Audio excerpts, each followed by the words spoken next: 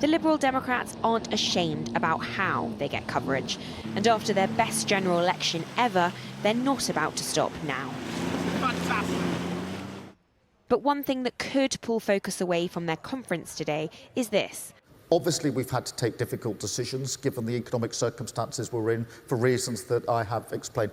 It was here in Brighton 1 week ago today where Keir Starmer addressed the Trade Union Congress. He didn't mention the winter fuel payment cut to 10 million pensioners.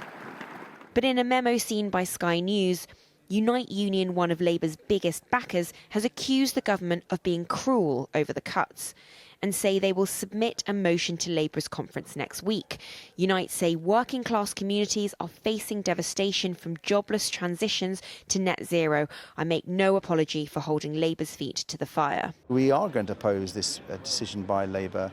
There are millions of pensioners who are just above the pension credit limit who are going to lose this money, and it's going to be really tough. In Parliament, I raised an example of a couple where the husband is caring for his wife who has MS and Alzheimer's. They're just above the pension credit limit and they're going to lose £300. They're really worried about it. And I think the government needs to think again. And Liberal Democrats will keep fighting on this. Go and have a taste. That pensioner, Norman, says he's now having to go back to work at age 72 just to make ends meet. As an older person and an unpaid carer, I think we're an easy target. And it's all right for them to say they've had to make tough decisions. What tough decision have they had to make? I make tough decisions every day. Making someone else not have a winter fuel allowance, that's not tough. In fact, I felt it was rather spiteful.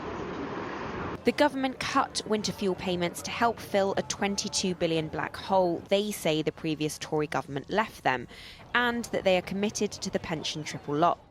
After winning a vote on the winter fuel payments, Very, very important that we support Ukraine in this vital war of freedom. the Prime Minister this week has been in Washington, D.C. with President Biden for talks on Ukraine.